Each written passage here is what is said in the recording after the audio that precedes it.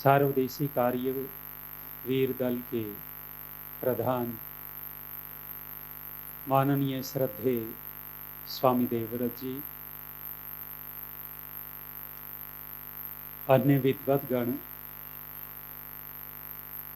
जम्मू कश्मीर आर्य प्रतिनिधि सभा के यशस्वी प्रधान माननीय नरेंद्र त्रेहान जी, दिल्ली आर्य प्रतिनिधि सभा के बहुत ही कर्मठ आर्य समाज में वर्तमान में सबसे सक्रिय दिखने वाले माननीय विनय आर्य जी, अन्य सभी सभा के अधिकारी महानुभाव, सन्यासी वृंद, मातृशक्ति, धर्म प्रेमी सज्जनों,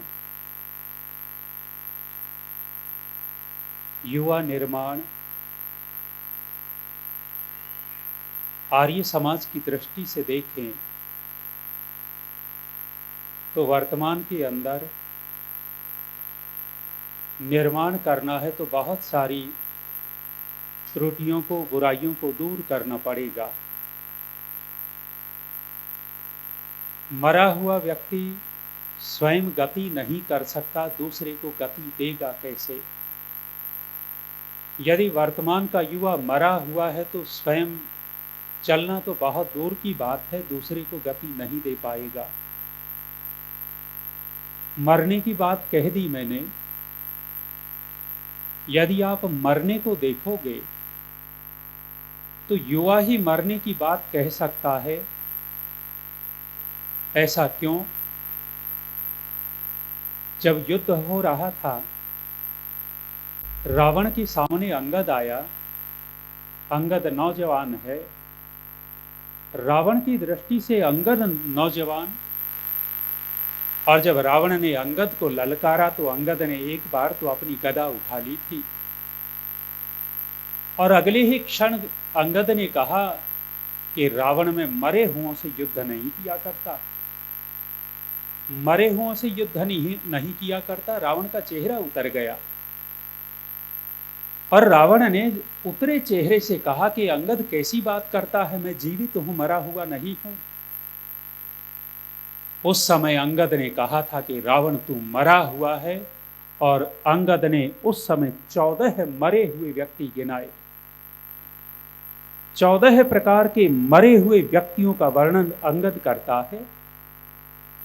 जैसे रावण ठहर गया हो और अंगद की बात सुनना चाहता हो। नौजवान है और नौजवान उस बात को कह रहा है जो जीने की बात कहता है। जीवितों के लक्षण क्या है और मरे हुओं के लक्षण क्या हैं? सबसे पहला मरा हुआ व्यक्ति अंगद ने कहा। रावण सबसे पहला मरा हुआ व्यक्ति कामी होता है। कामी व्यक्ति मरा हुआ है। और आज वर्तमान की दृष्टि से आप युवाओं को देखोगे, जो हमारे हाथ में 24 घंटे मोबाइल रहता है। आश्चर्य की बात यह है कि हम शौचालय में जाते हैं, बाहर आकर के हाथ तो धोते हैं, लेकिन जिस मोबाइल को अंदर लेकर के गए थे, ये सबसे पवित्र चीज हो चुकी है। शौचालयों में इसको अंदर ले जाते हैं और ले जाकर के ये सबसे पवित्र है। हाथ हमारे गंदे हो गए तो हाथ धो लेंगे, लेकिन ये पवित्र है। 24 घंटे हमारे हाथ में रहने वाला ये मोबाइल, और इसमें अधिक से अधिक मात्रा में क्या परोसा जा रहा है और आज का नौजवान देख क्या रहा है, उस दृष्टि से सोच करके देखिएगा। हमारे विद्वान कहा करते हैं कि किसी देश राष्ट्र को नष्ट करना हो, समाप्त करना हो, तो उस देश राष्ट्र की संस्कृति को खत्म करो। उस देश की संस्कृति को खोखला करोगे तो देश धीरे धीरे नष्ट होगा। दूसरा कहते हैं कि यदि राष्ट्र को नष्ट करना है तो उस राष्ट्र की अर्थव्यवस्था को डामाडोल कर दो। अर्थव्यवस्था को तोड़ोगे तो राष्ट्र टूटेगा। और अंतिम जो सबसे कारगर उपाय राष्ट्र को तोड़ने की बात भी कहते हैं कि किसी भी देश को नष्ट करना हो तो उस देश के युवा के चरित्र को भ्रष्ट कर दो, वो देश अपने आप नीचे चला जाएगा। वर्तमान में यदि हम इस बिंदु पर देखेंगे, ऋषि दयानंद जी कोई सामान्य व्यक्ति तो नहीं थे। महर्षि दयानंद जी बाल शिक्षा लिखते हैं दूसरे समोल्लास के अंदर, और दूसरे समोल्लास में महर्षि छोटे छोटे बच्चों के लिए माता पिता को कहते हैं कि माता पिता बचपन से ही अपने बच्चों को ब्रह्मचर्य की शिक्षा दे देवे। वीर्य हानि में कितनी बड़ी हानि होती है, जीवन नष्ट भ्रष्ट हो जाता है, उस बात को ऋषि दयानंद जी दूसरे समोल्लास में जो बाल शिक्षा की बात कही छोटे छोटे बच्चों को कहने के लिए। लेकिन आज वर्तमान में कौन माता पिता इस विषय को रखता होगा? निर्माण होता है, निर्माण वहां से होगा। अंगद कहता है कि रावण मैं मरे हुओं से युद्ध नहीं किया करता, और पहला व्यक्ति गिना दिया मरा हुआ कामी। कामी व्यक्ति मरा हुआ होता है, और कामी व्यक्ति की दुर्गति बहुत होती है संसार के अंदर। आप इतिहास पढ़ करके देखिएगा, उस इतिहास में दुर्गति की बहुत सारी घटनाएं मिलेंगी, और आज वर्तमान में जो इस तरह का है उसकी दुर्गति देख लीजिएगा। युवा चंद्रशेखर आजाद भुला दिया हमने। कितने सारे हमारे विशेष व्यक्ति थे, हमारे प्रेरणा स्रोत थे। मैं जब किन्हीं परिवारों में जाता हूं, मेरे सामने जब बच्चे बैठते हैं 8, 10, 12 साल के, 15 साल के, मैं उन बच्चों से पूछता हूं कि बेटे 10 महापुरुषों के नाम बताओ। 10 महापुरुषों के नाम पूछते हैं तो महापुरुष, एक तो उनको पता ही नहीं लगता कि महापुरुष क्या मतलब, महापुरुष का मतलब ही नहीं जानते कि महापुरुष कहते किसको है। जिस किसी को थोड़ा सा पता लगता है कि महापुरुष, 2-4 नाम लेने के बाद छत देखने लगते हैं कि 10 महापुरुष गिना नहीं पा रहे। क्यों? क्योंकि घर में चर्चा नहीं हो रही। और उन्हीं बच्चों को कहा जाता है कि बेटे 10 फिल्मी एक्टरों के नाम बता दो या क्रिकेटरों के नाम बता दो, तो एक श्वास में झटाझट कई सारे खानों के नाम लिए जाते हैं, फलाना खान फलाना खान। आश्चर्य की बात है। हम चर्चा कहाँ कर रहे हैं? हमने कब बताया उस चंद्रशेखर आजाद के विषय में? हमने कब बताया अपने प्रेरणा स्रोत युवा राम प्रसाद बिस्मिल के विषय में? कौन सी कहानी हमने अपने बच्चों को सुनाई? यदि घर में बैठ करके, हे गृहस्थी लोगों, यहाँ युवा नहीं बैठे हैं, बहुत कम बैठे हैं, लेकिन आप गृहस्थी बैठे हो, हे गृहस्थी लोगों, हाथ जोड़ करके एक निवेदन करता हूं, कम से कम आप अपना आधा घंटा अपने बच्चों के बीच में बैठा करिए, और बच्चों के बीच में बैठ करके इन्हीं की चर्चा करके देखिए। आपके बच्चे भी परिचित होंगे हमारे महापुरुषों से। चंद्रशेखर आजाद दौड़े जा रहे थे, पीछे अंग्रेज पुलिस लगी हुई थी। अचानक दौड़ करके चंद्रशेखर आजाद एक झोंपड़ी नुमा घर में घुस गए। घर में एक दुबली पतली बुढ़िया थी, बूढ़ी महिला। कहा कि माँ मुझे बचा ले, मुझे छिपा ले, मेरे पीछे अंग्रेज पुलिस लगी हुई है। बूढ़ी माता ने पूछा कि तू है कौन? तू है कौन? तो परिचय दिया, मैं चंद्रशेखर आजाद। बूढ़ी माँ की आंखों में चमक आ गई, उसका नाम सुन रखा था। चमक आ गई, चेहरे के ऊपर रौनक आई और कहा, शेखर मैं तेरे को बचाऊंगी। भले ही छोटा सा घर है, ऐसी जगह छिपा दिया कि पुलिस आई, देख करके चली गई। जब पुलिस चली गई तो शेखर बाहर आए। अब अकेली बुढ़िया नहीं थी, अब 2 महिलाएं दिखाई दी, एक नौजवान युवती भी दिखाई दी। एकांत में घर है, अशक्त महिला है और नौजवान एक लड़की खड़ी है। हमारे विद्वान कहा करते हैं, पुष्प को देखकर, पके हुए फल को देखकर और नौजवान यौवन को देख करके किसका मन विचलित नहीं हो जाता? नौजवान यौवन सामने खड़ा है, लेकिन चंद्रशेखर आजाद उस महिला को कहते हैं, माँ ये बहन कौन है? बहन कौन है? वो बूढ़ी महिला कहती है कि शेखर, ये मेरी बेटी है। चंद्रशेखर आजाद कहते हैं कि माता, ये विवाह के लायक है, इसका विवाह नहीं किया। विवाह नहीं किया। माता कहती है कि शेखर, मेरे पास इतना धन नहीं है कि जो तेरी बहन का विवाह कर दूं। उस समय चंद्रशेखर आजाद अपना हाथ उस बूढ़ी महिला के हाथ में दे करके कहते हैं कि माँ, मुझे ले चल पुलिस स्टेशन। और मेरे ऊपर पुलिस ने उस समय 5,000 रुपये इनाम रख रखा था। कहा कि माता, मुझे ले चल और मुझे पुलिस में दे दे, 5,000 रुपये मिलेंगे, मेरी बहन का विवाह हो जाएगा। इतना कहना था कि बूढ़ी महिला की आंखों में आग के अंगारे जैसे आ गए हों। लाल आंखें करके कहती है कि चंद्रशेखर, तू मुझे गद्दार समझता है? अरे तेरे जैसे देश के हीरे को मैं पुलिस को दे दूंगी? पुलिस को नहीं दूंगी, तेरे को तो बचाना है। रात्रि हुई, भोजन किया, चंद्रशेखर आजाद बिस्तरे में सो गए हैं। सवेरा हुआ, उठे तो चंद्रशेखर आजाद को आवाज लगाई, आवाज नहीं आई। आवाज नहीं आई, ढूंढा, देखा, कोई है नहीं। बिस्तरे के ऊपर पत्र रखा था, कुछ पैसे रखे थे। लगभग चंद्रशेखर आजाद के पास उस समय अपने साथियों के लगभग 450 रुपये थे। वो पैसे रख गए और पत्र लिखा हुआ था, मेरी माता, ये पैसे छोड़ करके जा रहा हूँ, मेरी बहन का विवाह कर देना। जब कभी फिर आऊँगा तो अपनी बहन से राखी बंधवाऊँगा। ये चरित्र था हमारे नौजवानों का, हमारे क्रांतिकारियों का चरित्र था। उनके मन में स्थिति क्या थी, आज वर्तमान के अंदर हालत क्या है। यदि इस एक बिंदु को पकड़ करके चलेंगे, हम अपने छोटे बच्चों को हमारे विद्यालयों में जहां हम जाते हैं वहां इस तरह की चर्चा होगी तो युवा का निर्माण होगा, आर्य समाज का निर्माण।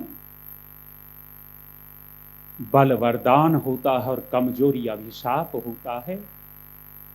कमजोरी अभिशाप है, बल वरदान है। और हे धर्म प्रेमी सज्जनों, माताओं, बहनों, कमजोर व्यक्ति का कभी कोई सम्मान नहीं किया करता। बलवान के सामने लोग सलाम ठोका करते हैं। बलवान व्यक्ति होगा तो उसके सामने झुक करके चलेंगे और कमजोर आदमी का तो मुंह पीट दिया करते हैं। इसलिए बलवान बल पैदा करना पड़ेगा। हमारा आर्य समाज कोई सामान्य नहीं है। दुनिया का सर्वश्रेष्ठ संगठन यदि कोई है तो केवल और केवल आर्य समाज है। जिस दिन आर्य समाज इकट्ठा हो जाएगा, मैं इस प्रतिनिधि सभा के महासम्मेलन में कहता हूं, 2% के आदमी हमारे सामने बोल नहीं सकते। बल पैदा तो करें, बलवान तो हों, संगठित तो हों। विनय जी को कहा कि विश्राम करना है। विनय जी ने तत्काल अपने कमरे की चाबी दी। हम जा रहे थे तो साथ साथ थोड़ी सी बातें हुई। हम आपस में कर क्या रहे? विनय जी कह रहे थे, तू पापी, मैं पापी, तू पापी, ये चलता है। टांग खींचने में मतलब क्या निकलेगा? हम एक दूसरे की टांग खींचेंगे, उससे हमारा समाज का निर्माण नहीं होना। समाज का निर्माण होना है इकट्ठा करने में। जिस दिन संगठित हो जाएंगे, दुनिया का एक भी व्यक्ति हमारे सामने नहीं टिक पाएगा। और यदि हम संगठित नहीं हुए तो 2% का आदमी आज टिप्पणी कर रहा है। स्वामी जी महाराज कह रहे थे, जब हम रेल यात्रा करके आ रहे थे, इकट्ठा थे, स्वामी जी कह रहे थे कि आचार्य जी, स्थिति यह आ रही है कि आगे चल करके ऐसा भी हो सकता है कि हमारे ऋषियों के ऊपर, हमारे आर्य समाज के ऊपर कोई आक्षेप करे तो ऐसा लगता है आगे आने वाले दिनों में कभी उत्तर देने वाले भी न बचे। संभावनाएं। लेकिन यदि हम संगठित होंगे और संगठित होकर के कार्य करेंगे तो हमारा आर्य समाज निर्माण होगा, आर्य समाज सशक्त होगा। कमजोरी अभिशाप। बल वरदान है और संगठन का बल दुनिया में बहुत बड़ा बल होता है। एक एक तिन का मिलकर के रस्सी बनती है और वो रस्सी बनी हुई बड़े से बड़े हाथी को बांध देती है, हाथी को नहीं हिलने देती। एक एक तिन का बन करके झाड़ू बन जाता है और वो झाड़ू 2 किलो ईंट को भी सरका सकता है, एक तिन का नहीं सरका सकता। जब संगठन है तो ताकत है। एक बात कह करके पीछे हटता हूं, प्रसंगवशात छिटकते रहेंगे। हमारे राजा जो वर्तमान में हैं, हमारे राजा का मुकाबला नहीं है। आज तक के राजाओं की दृष्टि से देखोगे, हमारे कुछ और राजा हुए विशेष थे, लेकिन तुलना करोगे तो वर्तमान का राजा सर्वश्रेष्ठ आपको दिखेगा पिछले वालों की अपेक्षा। लेकिन जब पहली बार शपथ ग्रहण समारोह हुआ था, शपथ ग्रहण समारोह हुआ तो दरिद्र से दरिद्र मठाधीश वहां बैठे थे, महापौराणिक मठाधीश बैठे थे। उस समय आर्य समाज का कौन प्रतिनिधि था उनके शपथ ग्रहण समारोह में? यदि हम संगठित होते, बल दिखता, तो हमारा भी कोई न कोई प्रतिनिधि वहां दिखाई देता। संगठन में ताकत है। जिस दिन संगठन दिखेगा, विनय जी मेहनत कर रहे हैं, इतनी दूर से आकर के आपको संभाला है, नरेंद्र जी लगे हुए हैं। ये सौभाग्य है जम्मू कश्मीर वालों, 35 साल के बाद महासम्मेलन हो रहा है। 35 साल के बाद महासम्मेलन, और संकल्प लिया नरेंद्र जी ने तो हो गया, और सहयोग मिला हमारे विनय जी का तो ये हो गया। और जिसने संकल्प ही नहीं लिया, सोचा ही नहीं, तो कहां से होंगे? संगठन में ताकत है, बिखरने में, बिछड़ने में ताकत नहीं है। रेहड़ी पर अंगूर बेचे जा रहे थे, खरीदार गया। खरीदार ने पूछा कि भाई तेरे अंगूरों का मूल्य क्या है? कहा कि बाबूजी 80 रुपए किलो मेरे अंगूर हैं। बहुत ठीक कीमत है तेरी, अंगूर ताजा हैं। वहीं टूटे हुए अंगूर पड़े थे, टूटे हुए अंगूरों की ओर इशारा करके पूछा कि ये? रेहड़ी वाले ने कहा कि बाबूजी ये 20 रुपए किलो हैं। खरीदार ने कहा कि अरे पगले, जैसे मोटे ताजे ये गुच्छे वाले हैं, ऐसे ही मोटे ताजे तो ये टूटे हुए अंगूर हैं। उनकी कीमत 80 रुपए किलो और इनकी कीमत 20 रुपए किलो। वो अनपढ़ सा फल वाला व्यक्ति भी पते की बात कह देता है। वो कहता है कि बाबूजी इनकी 80 रुपए किलो कीमत इसलिए है क्योंकि ये अपने गुच्छे से जुड़े हैं, और इनकी कीमत इसलिए गिर गई क्योंकि अपने गुच्छे से टूट गए। गुच्छे से टूटने के बाद कीमत गिरती है, और गुच्छे से जुड़े रहेंगे तो कीमती रहेंगे। हे आर्य समाज के लोगों, कीमती बनो और जुड़े रहो। गुच्छे से जुड़े रहेंगे तो कीमती होंगे। लंबी बात नहीं करता, युवा निर्माण हमारा आर्य समाज कर सकता है। स्वामी जी बैठे हैं, आर्य वीर दल के माध्यम से हजारों हजारों युवाओं का निर्माण किया है और निर्माण हो रहा है। एक निवेदन करके पीछे हटूं, गुरुकुल चलाता हूं, विनय जी की जानकारी में भी है। वहां जब भी उत्सव होता है, आप ये तो बहुत सारे हमारे आगे बैठे आते हैं, हजारों की संख्या में हमारे उत्सवों में आते हैं, और गांव के अनपढ़ लोग गायत्री मंत्र बोलते हैं। मैं वहां गांव गांव में जाता हूं, यज्ञ करवाता हूं, अनपढ़ लोगों के बीच में जा जा कर के हवन। कभी आएंगे, आप लोग देखेंगे आगे। अभी महासम्मेलन होना है हमारा।